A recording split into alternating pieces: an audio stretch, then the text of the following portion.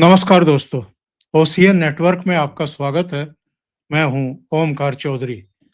अनुपम मिश्रा जी जुड़ गए हैं, स्वागत कर लेते हैं। अनुपम जी, बहुत स्वागत है, बहुत नमस्कार। धन्यवाद आपका। नमस्कार नमस्कार। सर। तो साहब, एसआईआर पर चर्चा हो गई, वंदे मातरम पर भी हो गई।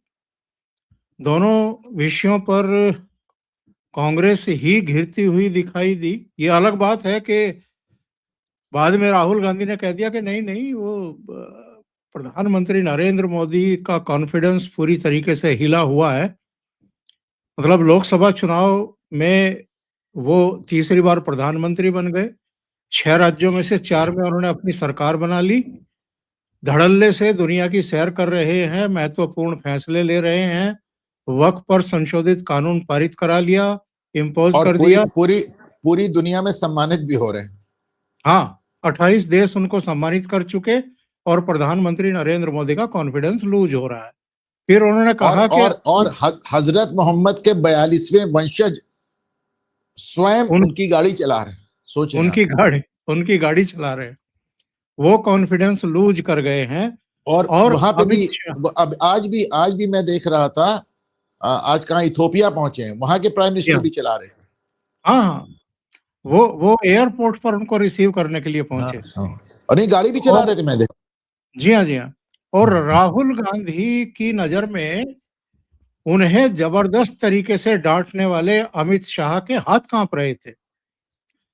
जबकि पूरी दुनिया ने और देश ने देखा कि अमित शाह ने लीडर ऑफ अपोजिशन की डर्टी पॉलिटिक्स और नासमझी को किस तरीके से झाड़ा सदन सर, के मैं बीच में। आपको कभी बीच में नहीं टोकता, लेकिन आज बार बार टोकने का मन कर रहा है। पूरी दुनिया ने नहीं, इनके जो दरबारी पत्रकार हैं वो कह रहे हैं। मैं देखा, राजदीप सरदेसाई ने कहा कि अमित शाह ने जो भाषण दिया उसके बाद राहुल गांधी के पास सदन से भागने के अलावा और कोई विकल्प नहीं था। बिल्कुल। एक्चुअली सेड दैट, इन्हीं भाषा में कहा उन्होंने। Yes yes. राजदीप सरदेसाई। तो अब जबकि सरकार विधायी कार्य लेकर के आई है, अंतिम सप्ताह में महत्वपूर्ण विधेयक पेश होने हैं, पारित होने हैं, संशोधित होने हैं, तब राहुल गांधी विदेश यात्रा पहुंच गए हैं। यहां अपनी बहन जी को कमान सौंप गए कि अब आप यहां देखिए, यहाँ की व्यवस्थाएं देखिए। और शायद अपने पृथ्वीराज चौहान जैसे नेताओं को भी छोड़ गए, ये कह करके कि मेरे पीछे जितना आपको गोबर करना है उतना गोबर करिए। तो पृथ्वीराज चौहान ने क्या गोबर किया है, जरा उस पर भी बात करेंगे। और राहुल गांधी जो यहाँ प्रेस कॉन्फ्रेंस करते थे टी शर्ट में और पत्रकारों को नसीहत देते थे कि आप इसलिए ये स्वेटर, ये भारी भारी जर्सी और ये जैकेट पहने हुए हैं क्योंकि आप सर्दी से डरते हैं, वो जर्मनी पहुंच करके, म्यूनिख पहुंच करके बाकायदा भारी भरकम जैकेट में दिखाई दिए हैं। यानी जर्मनी पहुंचते ही उनको भी अब सर्दी से डर लगने लगा है। लेकिन इससे भी बड़ी बात, उनका एक वीडियो जारी करते हुए कांग्रेस पार्टी ने जो कुछ कहा है उस पर अब भारतीय जनता पार्टी का भी बयान आ गया है, वक्तव्य आ गया है। कांग्रेस पार्टी ने क्या कहा है? कांग्रेस ने कहा है कि मैन्युफैक्चरिंग सेक्टर से लेकर के तमाम जो ग्रोथ के पैरामीटर हैं उनमें भारत पिछड़ रहा है और विदेशों से भारत को सीख लेनी चाहिए। तो क्या कहा है, क्या बयान दिया है प्रदीप भंडारी ने? उन्होंने बताया है कि इलेक्ट्रॉनिक्स मैन्युफैक्चरिंग में कुल इलेक्ट्रॉनिक्स उत्पादन 2014-15 में 1.9 लाख करोड़, 2024-25 में 11.3 लाख करोड़, बढ़ोतरी 6 गुना। इलेक्ट्रॉनिक्स निर्यात 2014-15 में 38,000 करोड़ और 2024-25 में 3,27,000 करोड़, यानी 760% की बढ़ोतरी।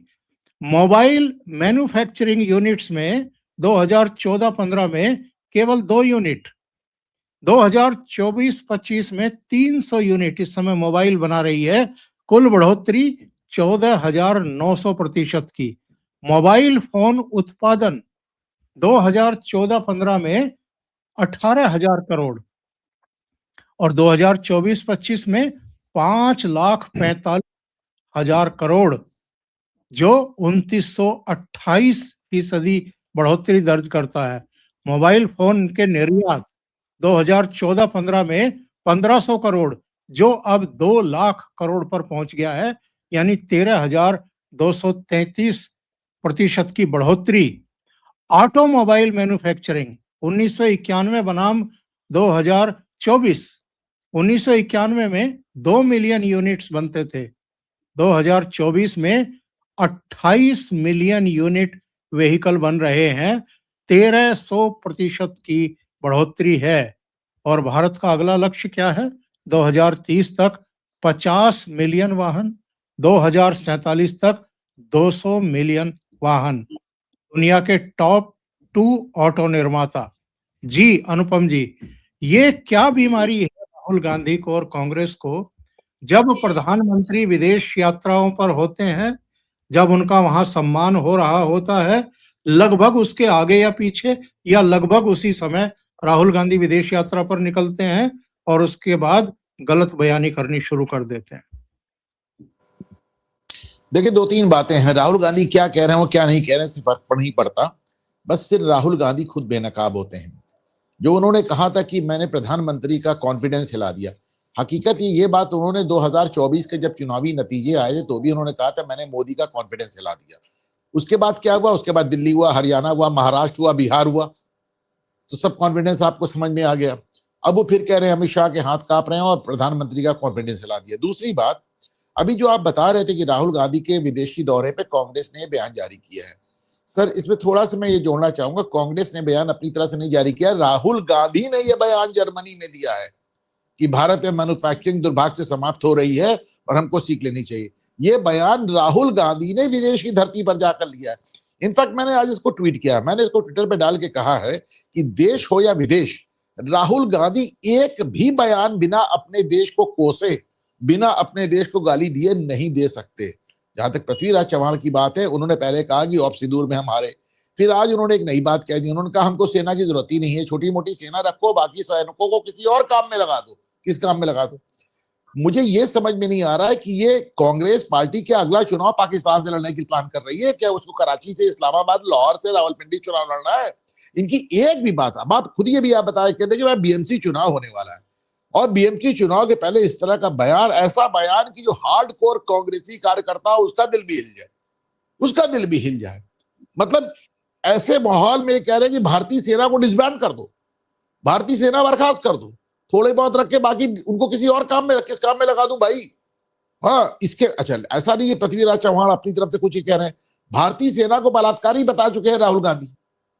जब पुलिस उनसे पूछताछ करने का, पता नहीं किसी ने मुझसे कहा था, मैंने कह दिया।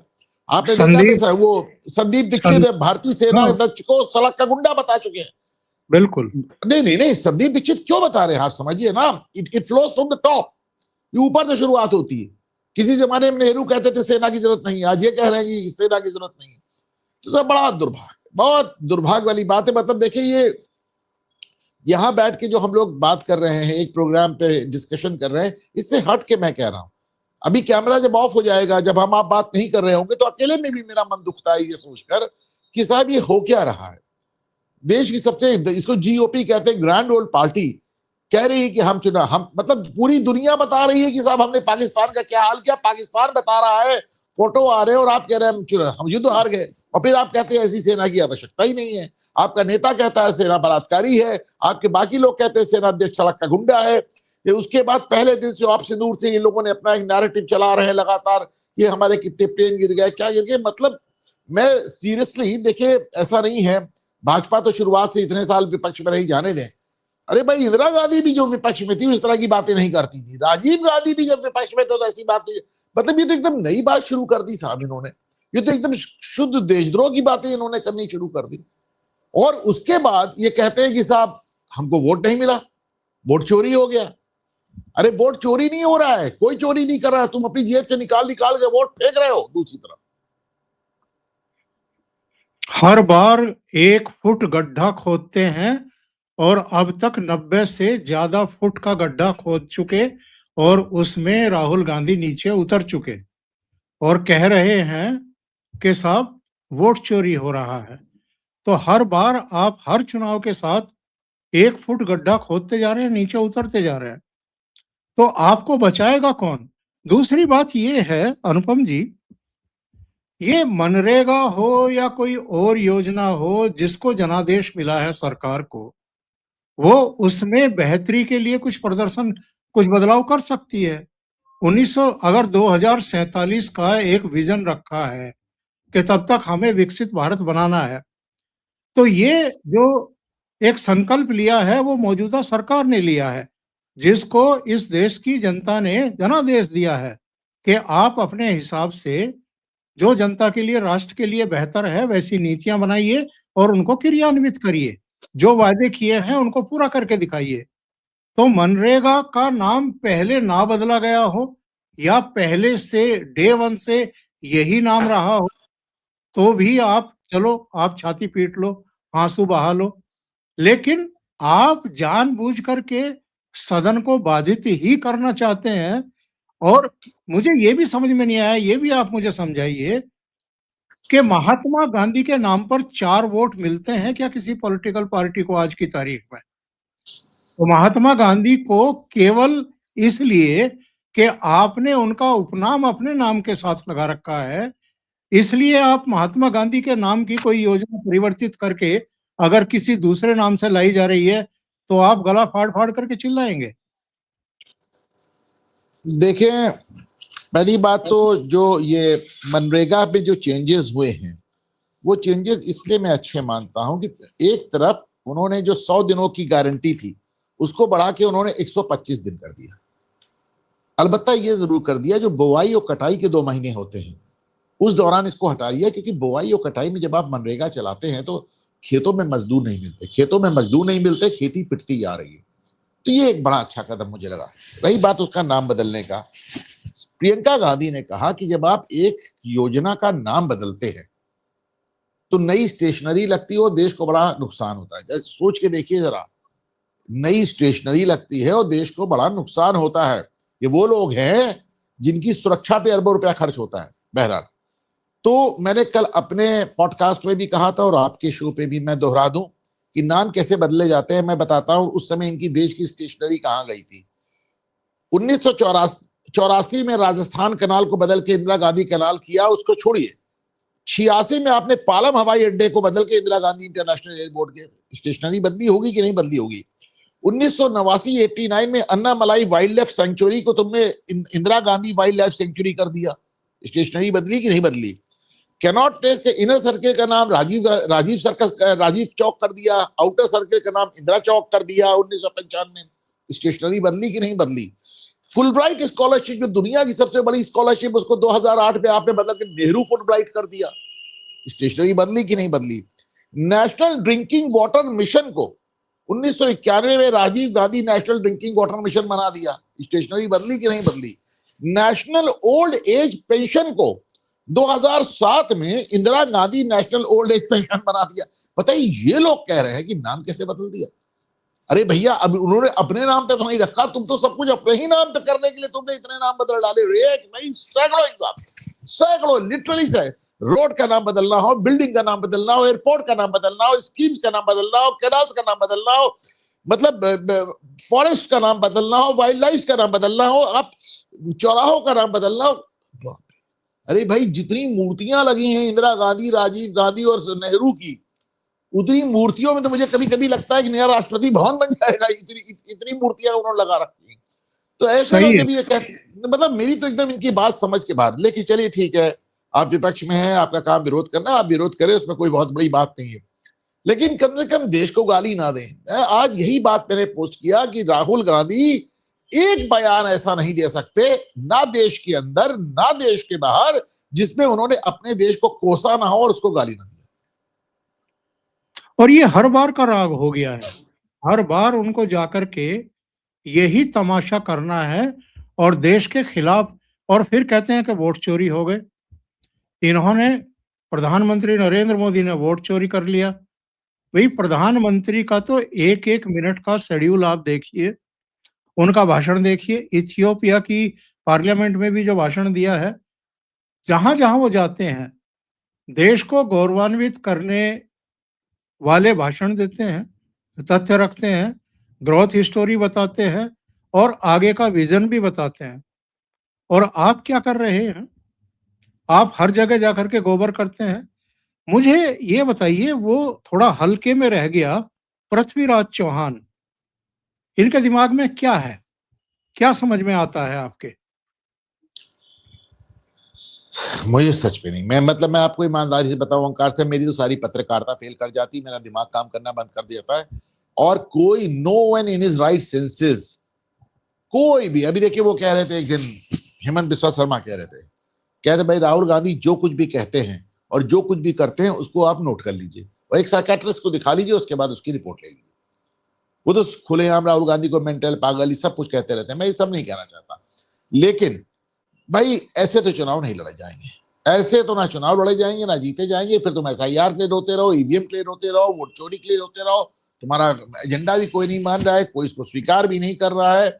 और क्या कहूं सर, क्या कहूं, अभी देखिए उस दिन रामलीला मैदान में किस तरह इन्होंने खड़गे को बेइज्जत किया।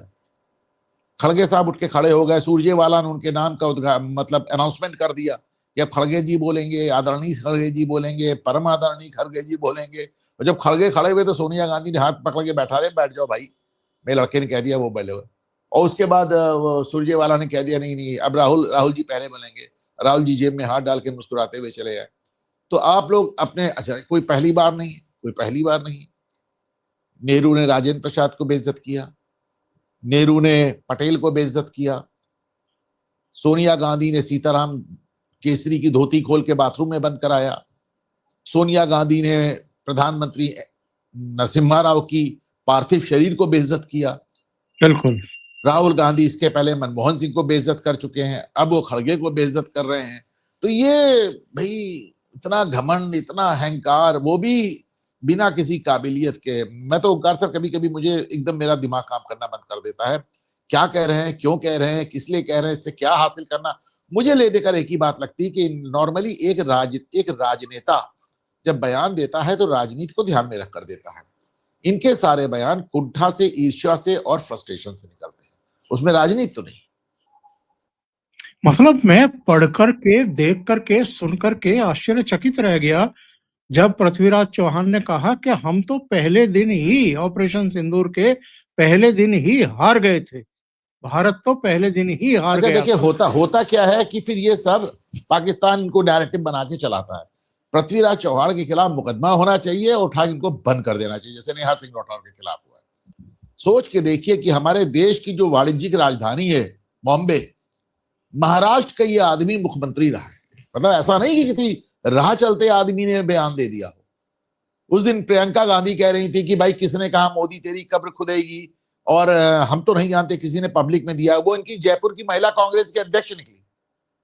बिहार में जिसने प्रधानमंत्री की मां को गाली दिया तो उसको इन्होंने विधायक का टिकट दे दिया था, हल्ला मचा तो वापस लिया। तो मोदी को नीच कहने की शुरुआत ऐसा नहीं है कि केवल मणिशंकर अय्यर ने कहा, उसके पहले सोनिया गांधी ने मौत का सौदागर और क्या क्या कहा था। तो इन्होंने अपनी पूरी राजनीति को गाली गलौज पे केंद्रित कर लिया है। कभी फौज को गाली देते हैं। अब मुझे याद है एक बार राहुल गांधी हमारे फौजी जवानों से मिलकर उनको खुलेआम कैमरे पे भड़का रहे थे, कह रहे थे फौजी अधिकारी आपका शोषण करते हैं, ये सीधे सीधे ट्रिजन है, ये देशद्रोह है। बिल्कुल। फौज में बगावत भड़काने का प्रयास करना, इनको तत्काल गिरफ्तार हो जाना चाहिए। आप फौजियों से मिलकर कह रहे हैं कि आपके अधिकारी आपका शोषण करते हैं।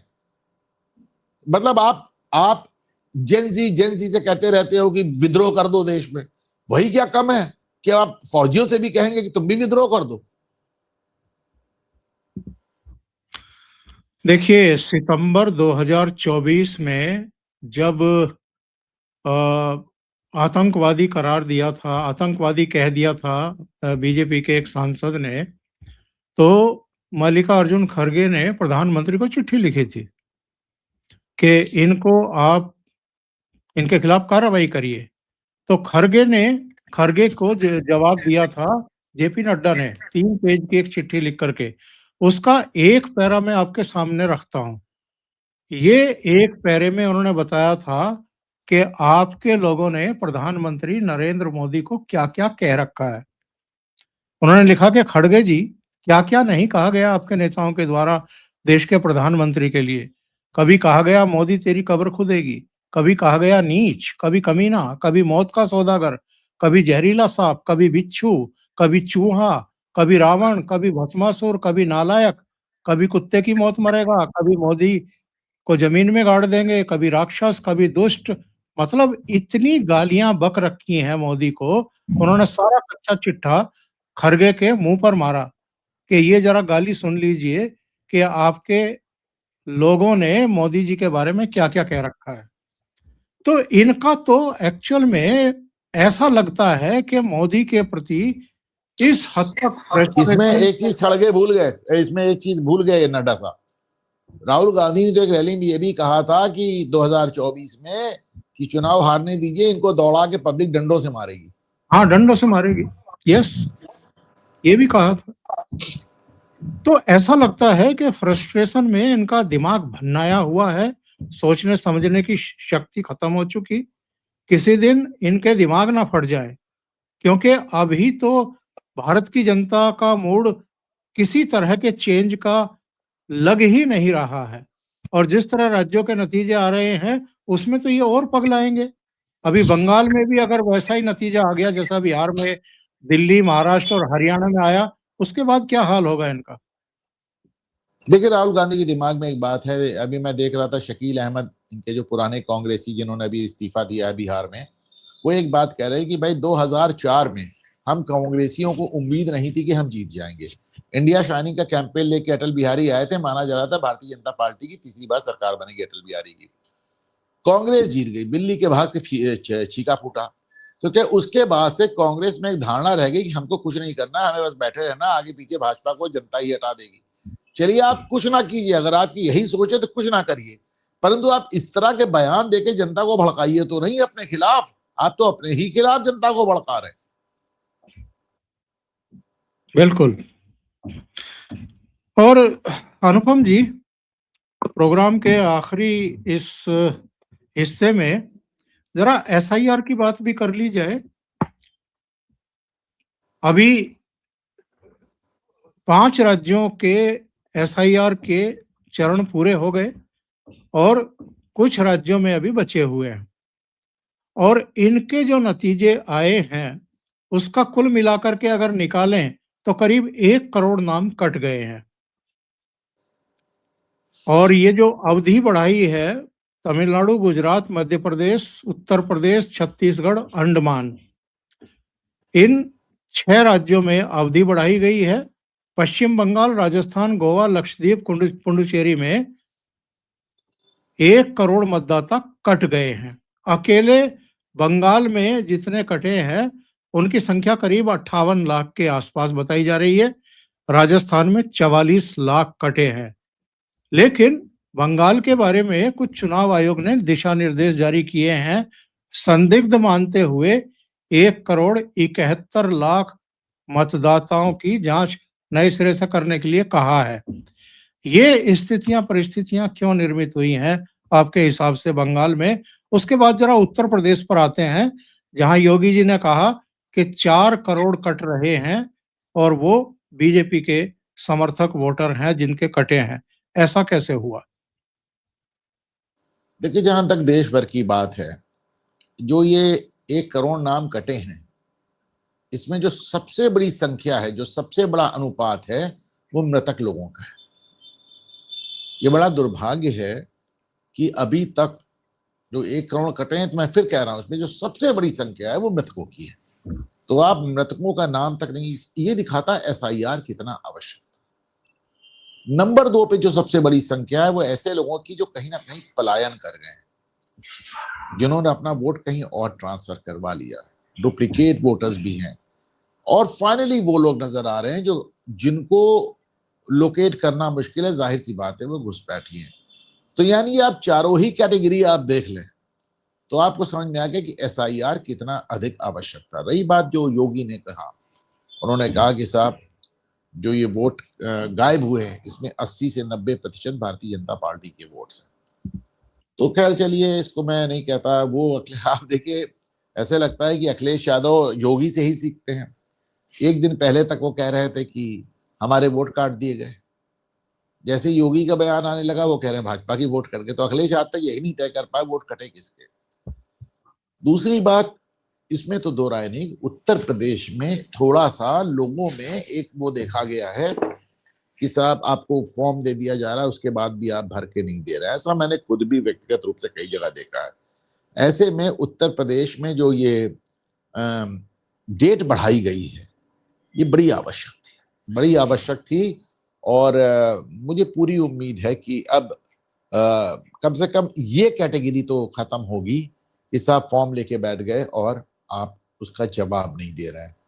तो कभी कभी मुझे लगता है कि शायद देश में वोटिंग को एक कंपलसरी बनाना, आवश्यक बनाने का भी एक कानून, एक नियम आना चाहिए कि भाई आप देश के योगदान में इतना भी, अगर आप मतलब देश की प्रगति में आप इतना भी योगदान नहीं देना चाहते कि एक दिन निकल के वोट डाल दो, या इतना भी नहीं लेना चाहते कि तुमको जो फॉर्म दे गया है बीएलओ उसको साइन करके वापस दे दो। अगर ये, मैं हमेशा कहता रहता हूँ कार सर कि एक नई चीज इस भारत में आई है कि साहब हर चीज के लिए अपनी अपने अधिकार की बात होती है, आजादी की बात होती है, हक की बात होती है। लेकिन जो हम लोगों ने सिविक्स में बचपन में पढ़ा था कि rights and duties go hand in hand, यानी अधिकार और कर्तव्य साथ साथ चलते हैं। तो अपने कर्तव्य की लोग बिल्कुल उसको नजरअंदाज कर रहे हैं और सिर्फ अपना हक और सिर्फ अपना अधिकार बता रहे हैं। तो बहरहाल जो उत्तर प्रदेश की जो फिगर है, अभी बड़े फुल फ्लो में चल रहा है काम और डेट बढ़ भी गई है। तो आप मानकर चलें कि जब बहरहाल जब ये आ जाएगा तो उसके बाद ही हम इसके बारे में बात करें कि साहब कितनी फिगर आई और कहां तक फिगर आई। जो उत्तर प्रदेश में तो इस साल के अंत तक 31 तारीख तक डेट बढ़ गई है और लेट अस होप कि थिंग्स विल वर्क आउट। लेकिन मैं सिर्फ इतना कहूंगा कि चाहे वो घुसपैठियों का मामला हो, अनट्रेसेबल लोगों का मामला हो, मृतकों का मामला हो, पलायन का मामला हो और या डुप्लीकेट का मामला हो, ये सारी फिगर्स ये बता रही हैं कि एसआईआर जो कार्रवाई हुई आवश्यक कितनी थी। मतलब आप खुद सोचकर देखें ओंकार सर कि इस सब कार्रवाई के रहते हुए तो किसी चुनाव का कोई मतलब ही नहीं था। और इससे हटकर भी देखें, जिस देश में 6 करोड़ आधार कार्ड फर्जी तैर रहे हैं, आप सोच के देखिए कितने देशों की पॉपुलेशन नहीं, 6 करोड़ आधार कार्ड फर्जी तैर रहे थे, राशन कार्ड फर्जी तैर रहे थे, डेट ऑफ बर्थ फर्जी बन रही है। तो इस कार्रवाई की बड़ी जरूरत थी। और एक बात जो और देखिए, लोग ध्यान नहीं दे रहे हैं, ये जो एसआईआर के नतीजे आ रहे हैं, अभी तो जो इसका असर है वो होगा ही, इसका एक दूरगामी असर ये होगा कि आने वाले दिनों में चुनाव आयोग इस तरह की और कार्रवाइयां करेगा, जल्दी जल्दी करेगा, देश भर में करेगा। क्योंकि इस एसआईआर से ये बात साबित हो गई है कि साहब चुनाव आयोग को वोटर लिस्ट का शुद्धिकरण समय समय पे लगातार करते रहना चाहिए और सख्ती से करते रहना चाहिए। और चलते चलते साहब जरा एक इस पर भी आपकी कमेंट। भारत से ऑस्ट्रेलिया गया था बॉन्डी बीच का गुनहगार, हैदराबाद का मूल निवासी। तो अब तो हम ये नहीं कह सकते कसम खा करके कि केवल पाकिस्तान के लोग ही अलग अलग जगहों पर इस तरह का तमाशा कर रहे हैं, लोगों को मार रहे हैं। अब तो भले ही इसको यहाँ ट्रेंड ना किया गया हो और फिलीपींस में जाकर के इसने ट्रेनिंग ली हो, लेकिन इस बात से तो हम इनकार नहीं कर सकते कि भारत के भीतर भी अब जगह जगह इस तरह की मानसिकता के लोग पैदा हो रहे हैं, पल्लवित पोषित हो रहे हैं। दिल्ली का ब्लास्ट में भी डॉक्टर मिले थे, हमें ये नहीं भूलना चाहिए, और ये भी भारतीय ही थे। देखिए, मुझे लगता है कि मुस्लिम समुदाय को सामने आकर इन चीजों का की निंदा करने की, इसको रोक लगानी चाहिए। लेकिन मुस्लिम समुदाय अभी भी डिनायल में है, वो अभी भी बता रहा है कि आतंक का कोई धर्म नहीं होता। लेकिन इसको भोग इसका जो नतीजा है वो भी तो वही समुदाय भोगता है। आप ये देखें कि राज कपूर, देवानंद से लेकर अभी हाल तक, ये संजय दत्त से लेकर ये अजय देवगन तक, किसी ने आज तक कहा कि मेरे साथ वो दुर्व्यवहार हुआ अमेरिका में जो शाहरुख खान के साथ हुआ। कपड़े उतार के पूरा निर्वस्त्र करके उनकी तलाशी ली गई सिर्फ इसलिए कि उनके नाम के आगे खान लगा था।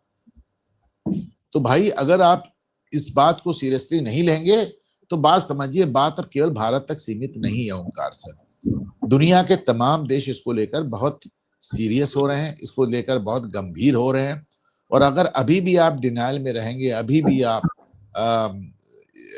सच झूठ करके अपने आप को सही बताते रहेंगे, तो आपको ही दिक्कत आने वाली है। अनुपम जी, बहुत बहुत धन्यवाद इतना समय निकालने के लिए, बहुत महत्वपूर्ण मुद्दों पर दो टूक बात करने के लिए।